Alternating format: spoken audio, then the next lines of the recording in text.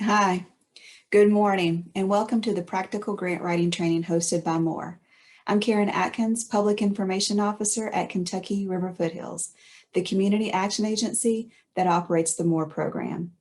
I work in Moore as the Communications Officer. I work alongside 4 other team members who are also on today's training webinar. They are Vicki Josefowitz, Jerry Allison, Travis Witt, and Jackie Dean. This training is being recorded and will be available to participants at a later date. MORE is Madison Opioid Response and Empowerment. MORE is funded through a U.S. Department of Health and Human Services grant titled Rural Communities Opioid Response Program, or RCOR. We received an RCOR planning grant from HRSA in 2019 and an RCOR implementation grant from HRSA in the fall of 2020.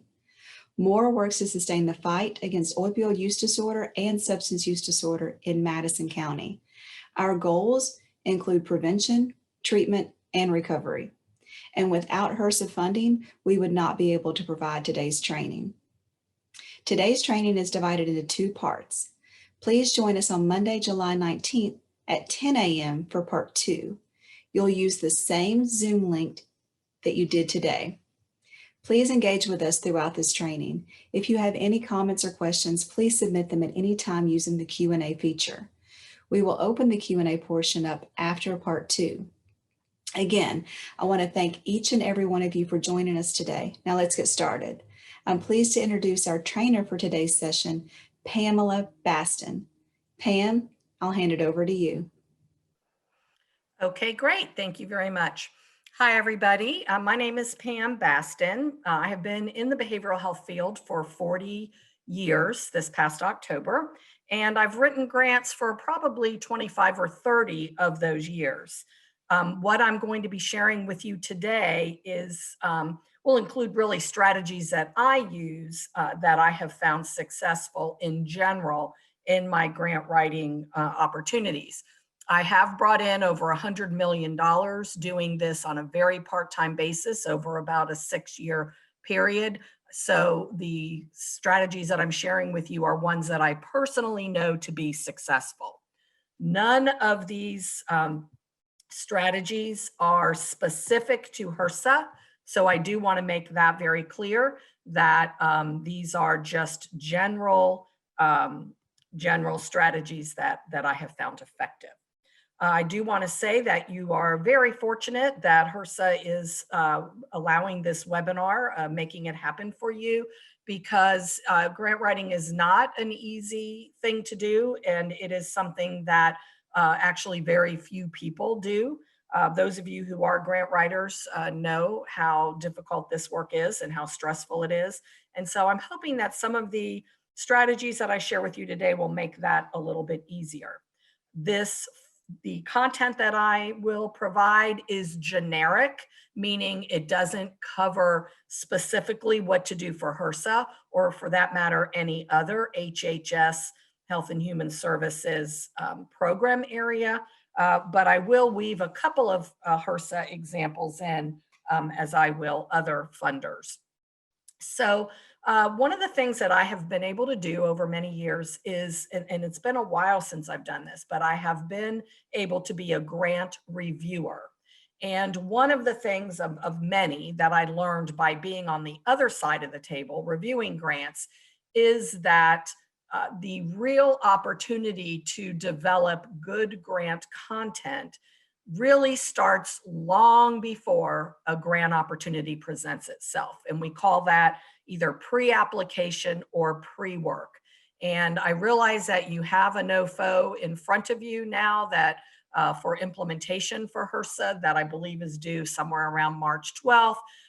So while I will cover this particular content for future use, do know that I understand that you are, looking at a looming deadline in real time if you intend to apply for implementation funding.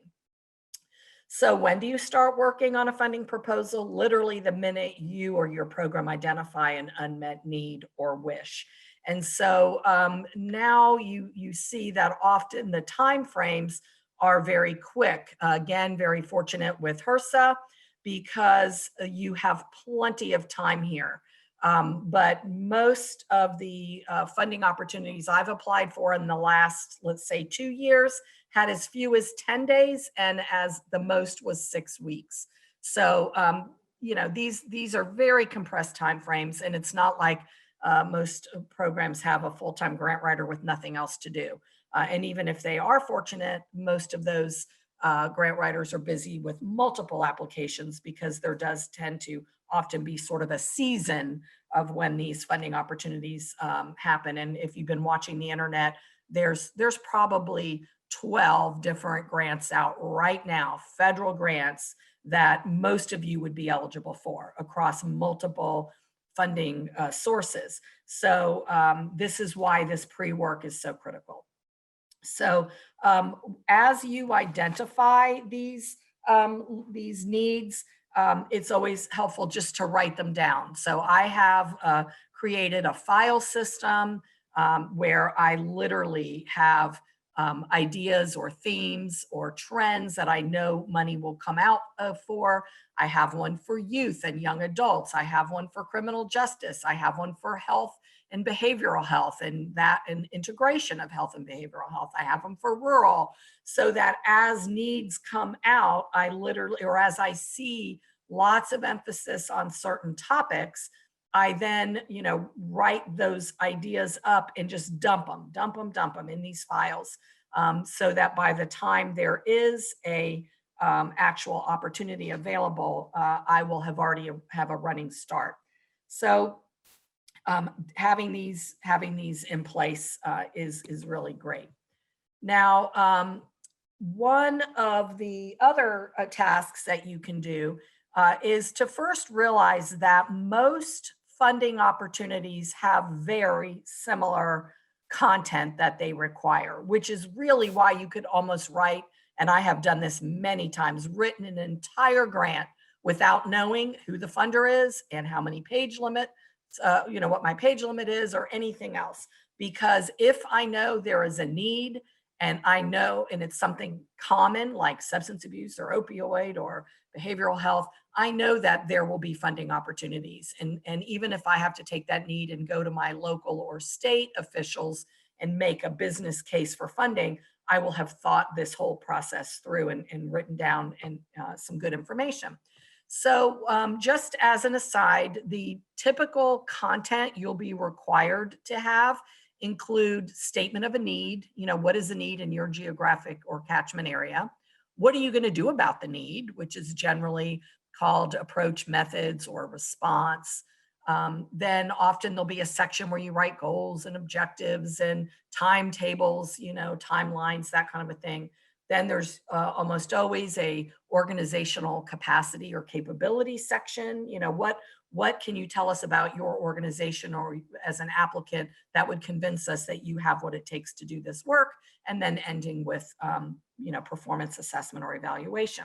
So if you know that, you can begin creating tables and charts and job descriptions and letters of commitment and memorandums of understanding and those kinds of things, staff bios. So one of the things that I always recommend is that you have routine policies and procedures for your staff to, at a minimum once a year, update their resume and update a brief bio, like a paragraph, that incorporates whatever they've done in the past year. Because often what happens is you'll have staff resumes from when they applied to your organization, and those might be stale. They could be 5, 6, 7 years old, a couple years old, and might not even reflect the current work they're doing. So keeping those things up to date, keeping your memorandums of understanding or agreement up to date, that the job descriptions, those are all things that you can do now, or in some downtime. If you are looking at a looming deadline, you don't want one person, even as a grant writer, to be saddled with all of this. So even if you literally send out emails to all your staff by such and such a date and time, I want all the staff to update their resumes. I want everything to be done within, if you have a limit on like SAMHSA, I know only has two pages for resumes, 1 page for job descriptions. I don't know HRSA's rules, but if you can have all of those pulled together. Job descriptions should include those kinds of tasks that we know are important, like implementation of evidence-based practices. And if you are implementing an evidence-based practice, you should have all kinds of fidelity monitoring written in. And processes for wayward correction. If you are doing fidelity monitoring and if your supervisor does that and they find out that their practices are not being implemented as intended, there should be a correction, a wayward correction process in place. All of these kinds of bells and whistles should be written in to these job descriptions, things like process improvement strategies and all of that.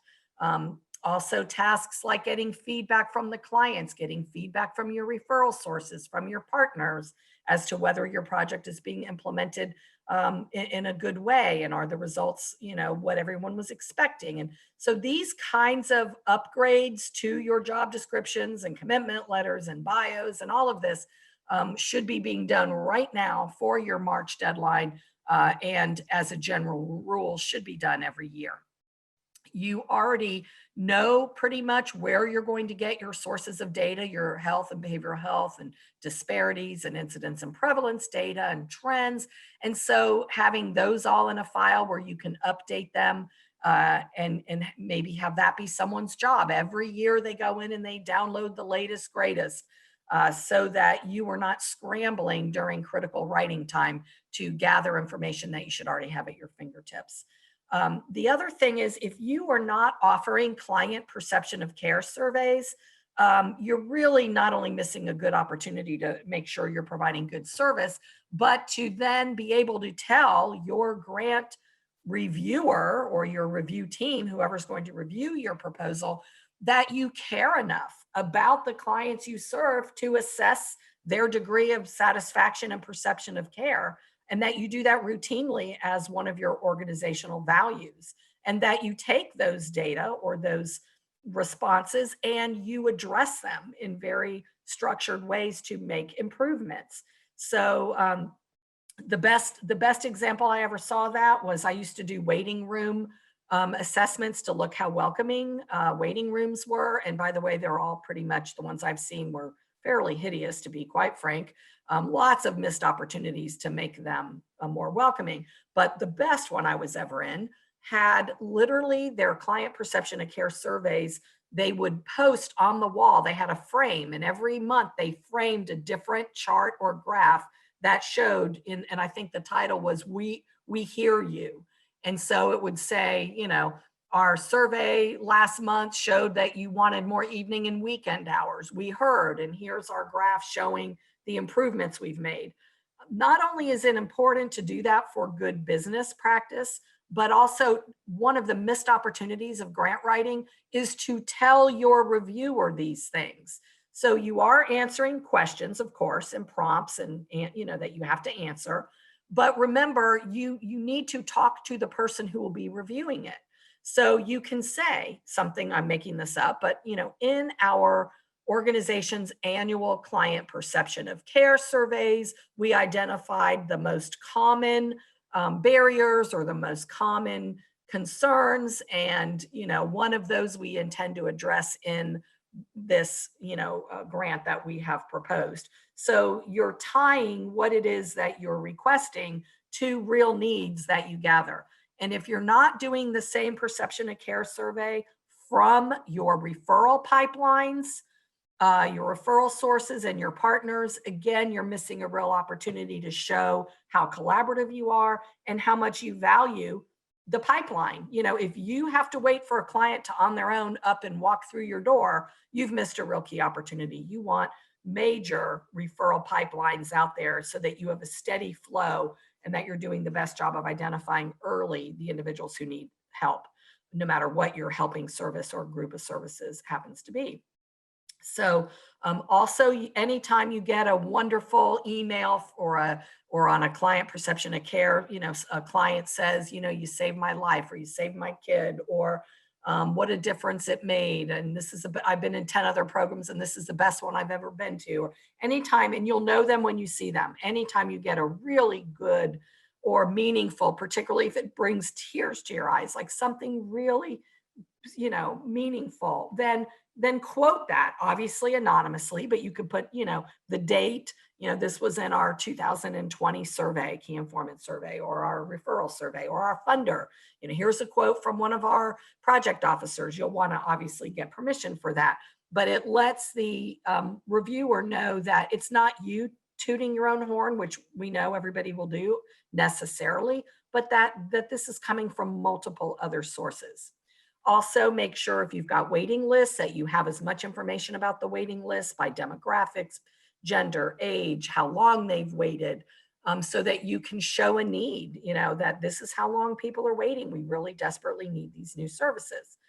So then, keeping these running lists, keeping these detailed demographics, making sure there's no reason well before a grant application is due that you can't write a very meaningful description of your catchment area. You may understand your area, your geographic area of focus, but your grant reviewer may have no earthly idea of where that is or what that landscape looks like, whether that involves long stretches of rural, desolate highways, whether there are days that you can't even navigate roads because of snow or ice, or whether those long, barren roads pose difficulties for folks that have DUIs that may not have transportation, so they don't have, or they may not have money for cabs or Uber, which rarely exist. I've only lived in small towns for the last probably 40 years. And so, we don't have those things here. And so, but making sure that your reviewer clearly understands that. And that you also write in the strengths of those communities, how caring they are. Some of this information you can write freehand. Sometimes you can even get it. One of the real interesting places that I have found really compelling content for this is ironically on websites for the county or for the area, or if your area is at all popular with tourism of any kind. And I realize that's not as common with smaller communities, but sometimes you can find just very beautiful, well-written, well thought out descriptions of your community or your area. Also, there's no reason why you can't write up your organizational qualifications. You know your quals better than anyone. You know your competitive advantages. Remember that the reviewers are going to be looking at lots of groups like you, lots of organizations that say they're the greatest thing since sliced bread, but what makes you different? And, are you able to stand up new programming in record time? Have you been able to do that and always met the numbers that you proposed you would serve in your grants, or exceeded them? What makes you different? Are you the most, well-received community organization? Have you gotten a lot of awards? What makes you stand out? Because you are competing against, a lot of people like you. And so those concrete ways that you can show that you are different or that you stand out, or that you've got a brain trust. You have a group of staff who have been, you could say something, and I'm making these numbers up, they would have to be accurate. 50% of our staff have been with our organization for a decade or more. Something like that, when we all know that the turnover is 50% a year. If you don't happen to have that, be sure to mention that, because you have got to set yourself, distinctly ahead of others. And so, and then by all means, create a library or some repository where all of this information can be compiled. So if you have an opportunity, again, we're still in the pre-application stage. If you have the opportunity to be a grant reviewer, whether that's local, state, federal, or private foundation, you may want to do that. Obviously, you cannot be a grant reviewer of a grant you have submitted, but you might go for other opportunities. That was very helpful to me to not only get ideas about what level of documentation is needed and how can people display information in interesting ways. And I know this is silly, but I literally didn't know till I became a grant reviewer. I don't know why I never thought of this, that you could turn the pages sideways in landscape So you could have a couple of regular pages, and then maybe you have a certain chart or graph that's better displayed across the page in a horizontal way, that you can do that. And you just have to put the right kind of page breaks in so that it doesn't reformat everything before and after.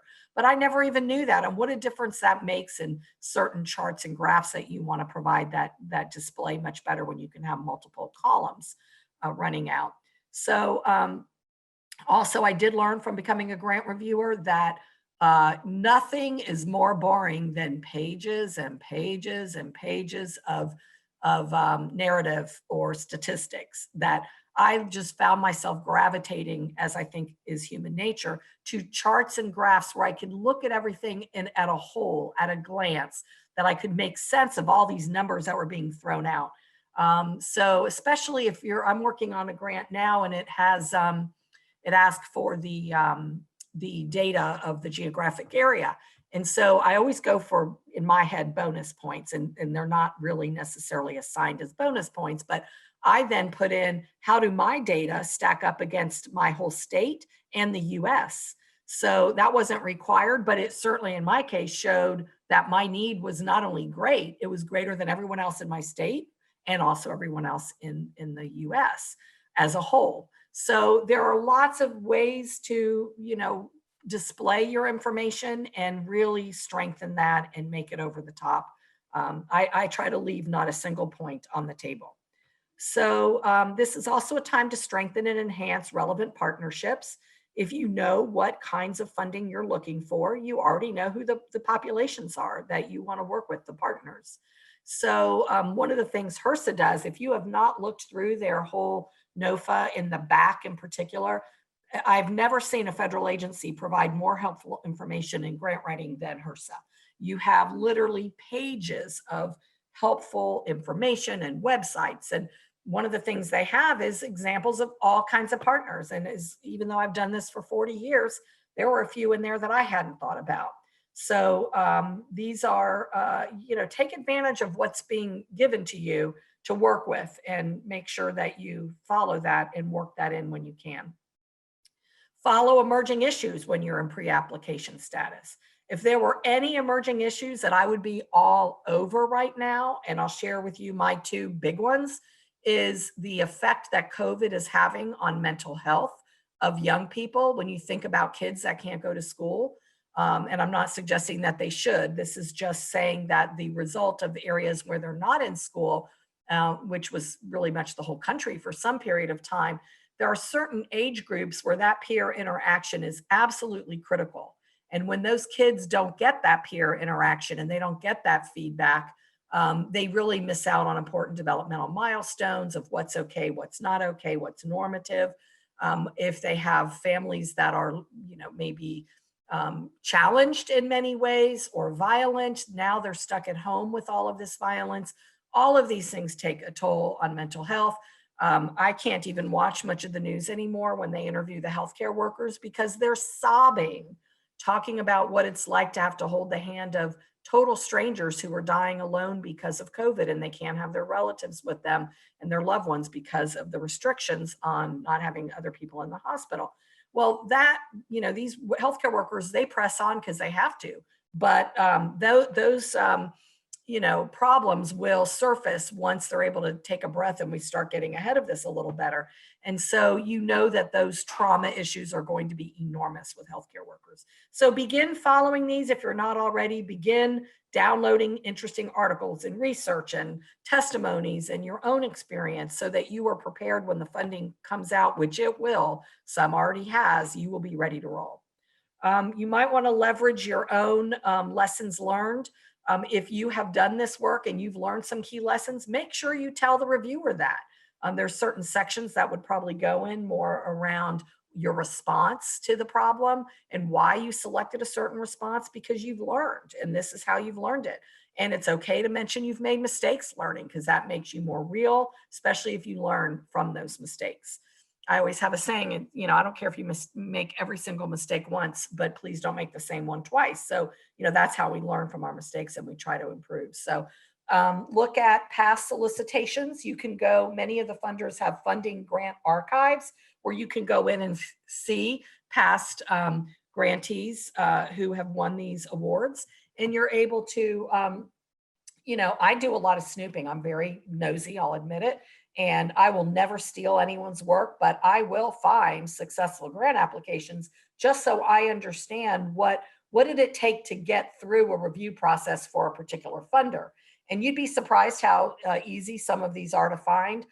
If you go to the archives, you usually can't download the whole grant, but you can find out who got funded, the name of the program, the name of the town, and sometimes just Googling those things will land you on a website where they may be in a collaborative process and they share the winning grant with their team members, and it's readily available to the public. So these are all things you do in your downtime, again, before you have looming deadlines.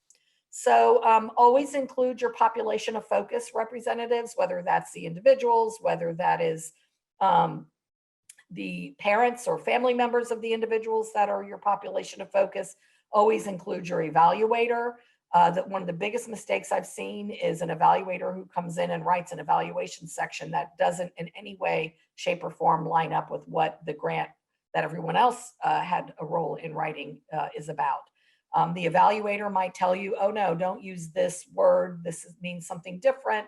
And you don't want it to look like you get whiplash when you read your organization's writing and then you get to the evaluation and it's not in what we call one voice. You want that grant to read as one voice. So having your evaluator from the beginning, and by the way, tell the grant reviewer, our grant, as we were working with a team to develop this application, including our population of focus representatives and our evaluator, we did this and we did that, tell that reviewer so that they knew that you didn't just whip something up, in isolation, in a vacuum, that you used a team and that you were very thoughtful in who you included and all of that.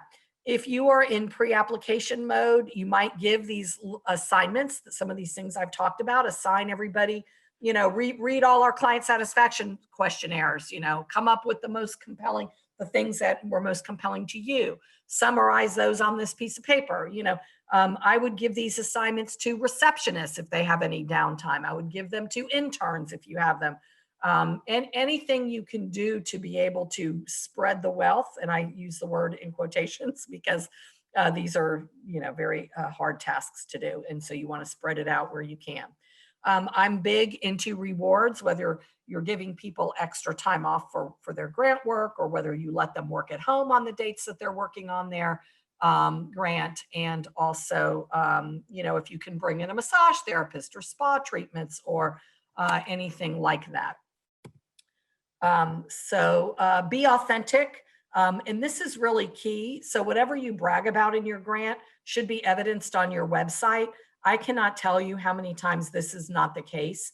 And I don't know about HRSA, but I know for a fact from conversations I've had with GPOs, government project officers from other funders, that they have on occasion checked out the websites of these. Some grantees are now getting visits from George, there's a delivery, that there's actual, that you have authentic bragging, that what you see there is actually on the website. We'll have, and I have seen this firsthand, organizations that talk about their diversity, and then you go to their website and everybody's Caucasian, the board is Caucasian, the staff are, and you think, well, really, are you not walking your talk? So I don't know if HRSA does that, but that's why I love this example of, oh yeah, I ride my bike all the time. Oh, really? Because there's weeds growing through the wheels, so that's just really not the case. So be authentic. So obviously this goes without saying, but making sure your SAMS.gov and your passwords, in your grants.gov are all up to date, your registrations, your passwords, everything, because some of these things take time and you may not be able to have enough time to get it done if you wait too long, if you're not current. Also, if the funder offers you any webinars, by all means, go to them. If you cannot go to them, then you may want to go to if they're archived, review them. I do that because I look for terminology. There's certain terms that certain funders don't like or certain terms that certain funders favor. Like I know target population for some funders is a no-no. We don't use that word. We call it population of focus just because of the negative connotation that the word target has. So you'll learn certain things. Instead of target community, it would be community of focus, or participants, or instead of clients. Everybody has their own preferences, and it helps to know what those are. So this is obviously the application cover sheet for the NOFO, the Notice of Funding Opportunity, right now for HRSA, that's due March 12th. And so I'm sure this is something you've already been familiar with. One of the things that I highly recommend, and this sounds like such a basic thing, but I definitely know from being a grant reviewer that not everybody does this, and that is that when you review the entire application, it's very helpful to do that with a highlighter, and you can do that with a computerized highlighter or an actual paper, a highlighter for paper.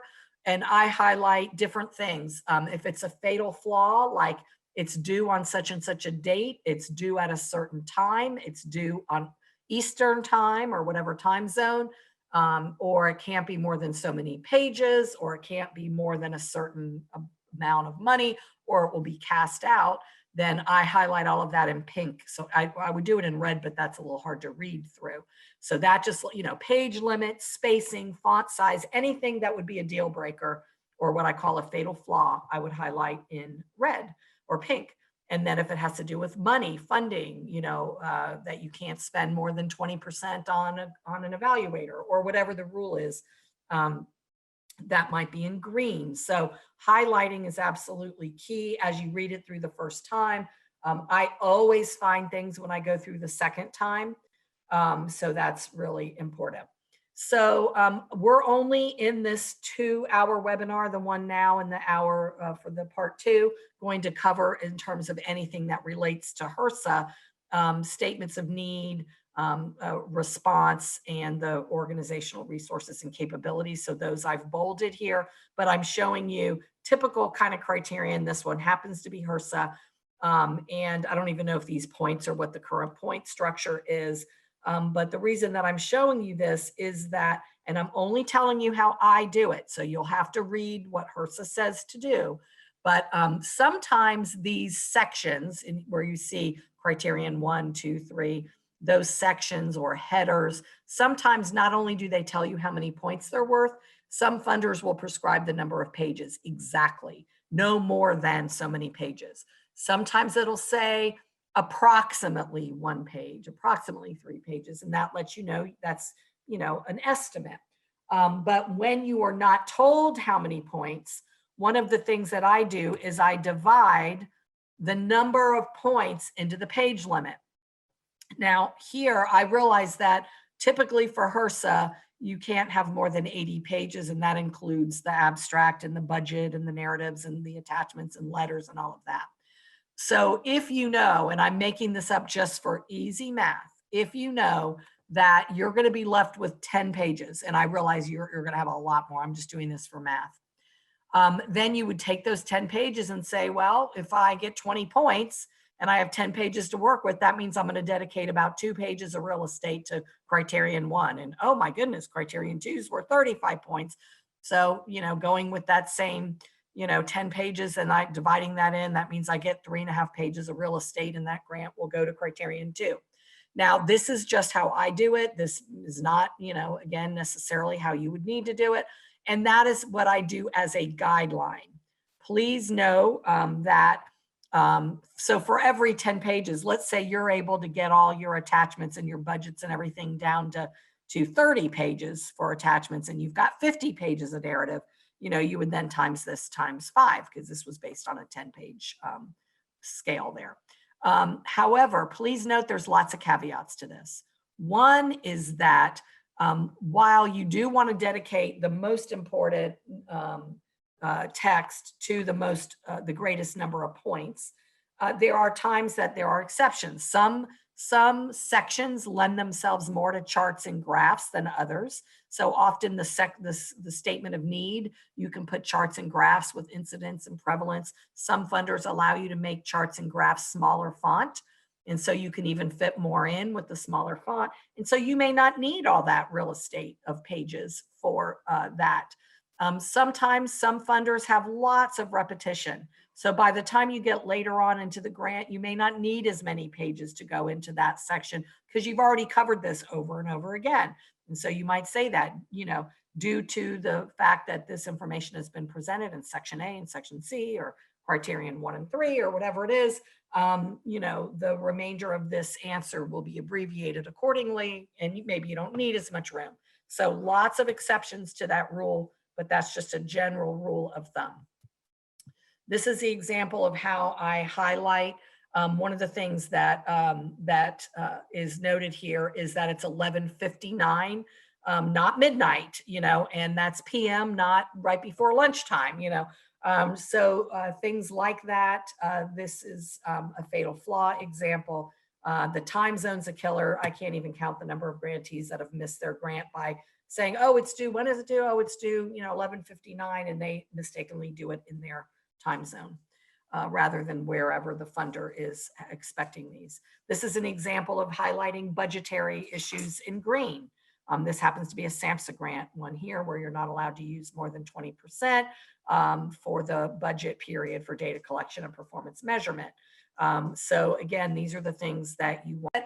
Go back to section 4 and read everything that's in introduction and needs assessment. That is somewhat complicated. If it were me and I had to write to this, I would create a crosswalk and I would literally check every single thing off to make sure I didn't miss anything. One thing I want to point out here, and this is probably the biggest mistake I see when I'm a grant reviewer. Now it's been a few years, but one of the things I see is that people will read something and then they don't answer everything. They just kind of do a mind dump. So for example, I'm going to go to the second little bullet. The quality and extent to which the applicant organization clearly and succinctly summarizes the goals of the project, the consortium's approach and capacity to meet those goals, and their history of collaborating. Well, those are like 5 things they're asking you for. What are your succinct summary of the goals for your project? What is your consortium's approach? So how will they go about that? What is your capacity to actually pull that off, what you just said you would do in your approach? And what's your history of doing that? Those, to address substance use and OUD, opioid use disorder and substance use disorder. So, instead of just writing about general goals, make sure each and every one of these nuanced areas, same thing on every one of these, read every word because most of these might be a single prompt, but it might have 5 components. And obviously you want that all to work in the whole, you want that all to come together. But this is what I wanted to show you here. If you fail to crosswalk your points section back to section 4, you're going to miss this little bullet at the end here. It says, use the following headings in this section as you complete your narrative. Our core measures, population demographics, SUD prevalence, existing substance use disorder and opioid use disorder services and programs, and gaps and unmet needs. Those criteria, those headers don't appear, I don't think, unless I missed it, in the section where you write for your points. So this crosswalk is absolutely critical. I believe in writing very compelling but factual information. This is a true grant that I wrote. I went to meet the people that I was going to write the grant for. And I don't know if you can read this, but when I pulled into the area, it said, welcome to hell. That's what that first little spray paint says above that door. And it really, in hard times, I mean, these are just the saddest, that the community is warning you, like hard times are here, welcome to hell. And nothing could speak to that as much as that photo could. So I included it. And when I stood there in that community, I'm not making this up, I was literally standing in the shadows of Atlanta's skyscrapers. And so it seemed so odd to me that here I am in this super, like one of the wealthiest communities around. Coca-Cola is there, all these monuments to success and wealth that I'm in the shadows of in this is a made up name of the community, but this was an African-American community that is struggling for its survival. It had running sewage in the streets. And this is what, and yet it's right within almost a stone's throw to this very wealthy area. So I made sure I let these reviewers understand this is a community that needs these resources. And because you're going to get this grant, this PowerPoint, you'll have time to read these compelling needs. These will not relate to you in your exact communities. But, this is a community here where an interstate plowed through a very proud community, and then it made it a very divisive community, and there were all kinds of riots and all kinds of violence and problems that may not have happened had this community not been, infringed upon with this huge interstate.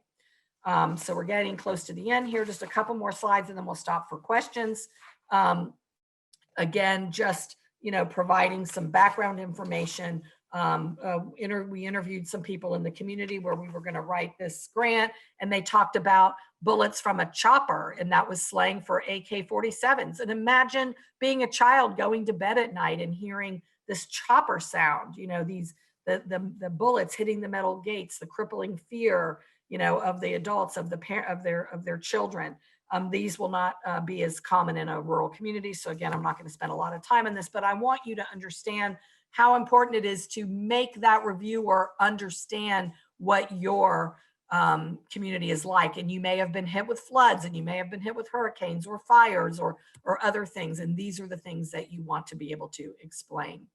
This had to do with a lot of crime and vehicles being broken into and breaking of glass in the middle of the night. The last couple slides here.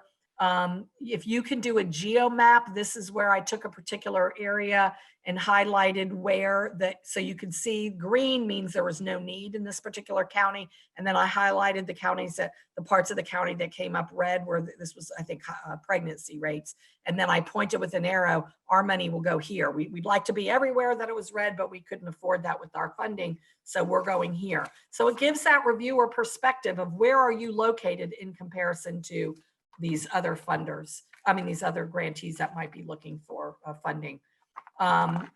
Also, again, just explaining in this case, this was a an HIV grant, that we had ficheras, women who hang out and dance and provide sexual favors that were hanging out in the local bars, and that they were turning up positive for sexually transmitted diseases and HIV, and how that was spreading and so forth.